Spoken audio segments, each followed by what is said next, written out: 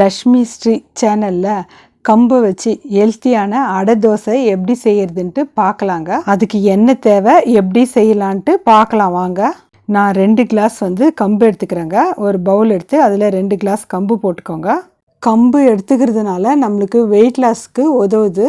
இரும்பு சத்து, புரதச்சத்து, நார்ச்சத்து இது நிறைய இருக்கிறதுனால நம்மளுக்கு சுகர் அளவை நம்ம கண்ட்ரோலாக வைக்குது.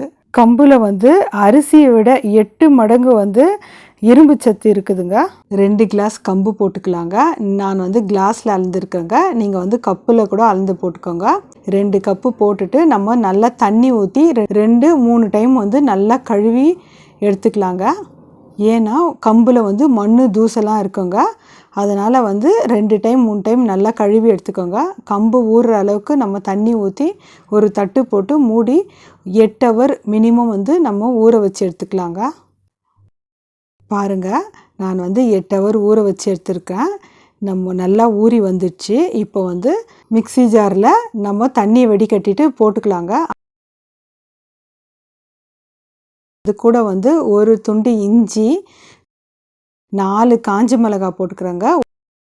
1 ஸ்பூன் சீரகம் போட்டு ஃபஸ்ட்டு தண்ணி ஊற்றக்கூடாதுங்க. நல்லா நம்ம கொரன்னு அரைச்சி எடுத்துன்னு வந்துடலாங்க. பாருங்கள், இந்த மாதிரி தான் நம்ம கொரன்னு அரைச்சி எடுத்துன்னு வந்துடணுங்க. அப்புறமா நம்ம தண்ணி ஊற்றி நல்லா தோசை மாவு பதத்துக்கு நைஸாக அரைச்சி எடுத்துக்கலாங்க. ஏன்னா கம்பு கொரன்னு தாங்க நம்மளுக்கு அரைப்படும். பாருங்கள், இந்த மாதிரி தான் நைஸாக அரைச்சி எடுத்துன்னு வரணுங்க. ஒரு பவுலில் நான் ஊற்றிக்கிறேன். இருக்கிற இன்னும் கொஞ்சம் கம்பு இருக்கிறதையும் 2வது பேட்சாக நான் போட்டு நான் அரைச்சி எடுத்துன்னு வந்துடுறேங்க. பாருங்கள், அதுவும் நான் நல்லா நைஸாக அரைச்சிட்டேங்க. அதையும் ஊற்றிக்கலாம். கொஞ்சமாக மிக்சியில் தண்ணி ஊற்றி அலம்பி ஊற்றிக்கலாங்க. இதுக்கு தேவையான அளவு உப்பு போட்டு நம்ம கரைச்சி எடுத்துக்கலாங்க. இது புளிக்க வைக்க தேவையில்லைங்க. ஏன்னா ஏற்கனவே நம்ம கம்பு 8 ஹவர் புளிக்க வச்சுக்கிறோங்க. அதனால் புளிப்புத்தன்மை இருக்கவே இருக்கும். அதனால் புளிக்க வைக்க தேவையில்லைங்க. இதுக்கு ஒரு தாளிப்பு கொடுத்துடலாங்க. இது ஒரு பக்கம் இருக்கட்டுங்க. கேஸ் ஆன் பண்ணிவிட்டு நம்ம கடாய் வச்சுக்கலாங்க. கடாய் வச்சு ஒரு 2 ஸ்பூன் எண்ணெய் ஊற்றிக்கலாம். எண்ணெய் காஞ்ச உடனே கொஞ்சமாக கடுகு போட்டுக்கலாங்க. 1 ஸ்பூன் கடலைப்பருப்பு போட்டுக்கலாம். பருப்பு ஓரளவுக்கு வதங்கினவுடனே ஒரு வெங்காயத்தை கட் பண்ணி வச்சுருக்கோங்க. அந்த வெங்காயத்தையும் நம்ம போட்டு ரொம்ப நேரம் வதக்க தேவையில்லைங்க. ஓரளவுக்கு வதங்கினவுடனே ஒரு பச்சை மிளகாய் போட்டு நம்ம வெங்காயத்தை நல்லா வதக்கி கொடுக்கலாங்க. கொஞ்சமாக கறிவேப்பிலையை நான் பிச்சு போட்டுக்கிறேன். நான் கறிவேப்பிலையும் போட்டு நம்ம ஒரு வதக்கிட்டு ஒரு கேரட்டை நான் துருவி வச்சுருக்கேங்க. அந்த கேரட்டையும் நம்ம போட்டுக்கலாம். போட்டு நம்ம வதக்கி கொடுக்கலாங்க. 1/2 கப்பு நான் தேங்காய் சின்னதாக கட் பண்ணி வச்சுருக்கேங்க. அதையும் போட்டுக்கலாம்.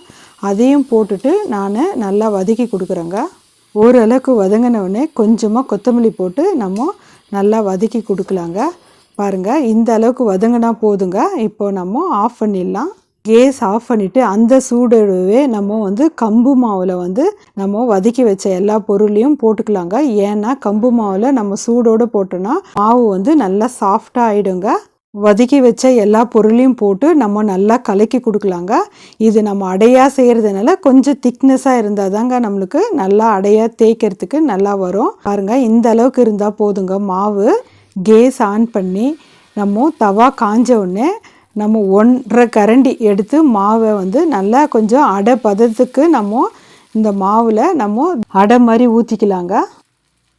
நீங்கள் எண்ணெய்னா ஊற்றிக்கோங்க, நெய்யினா ஊற்றிக்கோங்க. நான் எண்ணெய் தான் ஊற்றிக்கிறேங்க. இப்போ நல்லா நம்ம 2 பக்கம் திருப்பி போட்டு வேக வச்சு எடுத்துக்கலாங்க. நீங்கள் அடையை ஊற்றிட்டு கூட நீங்கள் தட்டு போட்டு மூடி வச்சு வேக வச்சு எடுத்துக்கலாங்க. நார்மலாக தோசை செய்கிறதோட இந்த மாதிரி நம்ம அடை மாதிரி தோசை செஞ்சு சாப்பிட்டோம்னா வயிறு ஃபில்லிங்காக இருக்குங்க. டேஸ்ட்டு ரொம்ப நல்லா இருக்குங்க. இப்போ பாருங்கள், நல்லா திருப்பி போட்டு நல்லா வேக வச்சு எடுத்துக்கினேன். ரெடி ஆயிடுச்சு பாருங்கள், எடுத்துடலாங்க. பாருங்கள், ஹெல்த்தியான அடை தோசை ரெடி ஆயிடுச்சுங்க. காலையில் நீங்கள் பிரேக்ஃபாஸ்ட்டாக நீங்கள் 2 தோசை சாப்பிட்டாவே போதுங்க, வயிறு ஃபில்லிங்காக இருக்குங்க. இந்த அடை தோசைக்கு நான் தக்காளி சட்னி வச்சுருக்கேங்க. நீங்கள் வந்து சட்னி சாம்பாரோடு எதோடு சாப்பிட்டாலும் நல்லா இருக்குங்க. இல்லைன்னா நம்ம வெறுமனையை கூட சாப்பிட்டா கூட அடை தோசையை சாப்பிட்டா கூட ரொம்ப நல்லா இருக்குங்க. நம்ம சேனலில் இந்த மாதிரி ஹெல்த்தியான பிரேக்ஃபாஸ்ட்டு நிறைய போட்டிருக்கோங்க. வேணும்னா நீங்கள் போய் செக் பண்ணி பாருங்கள். நீங்களும் இந்த மாதிரி ஒரு டைம் செஞ்சு பார்த்துட்டு உங்கள் ஃபீட்பேக் எனக்கு சொல்லுங்கள். லைக் பண்ணுங்கள், ஷேர் பண்ணுங்கள், சப்ஸ்கிரைப் பண்ணுங்கள்.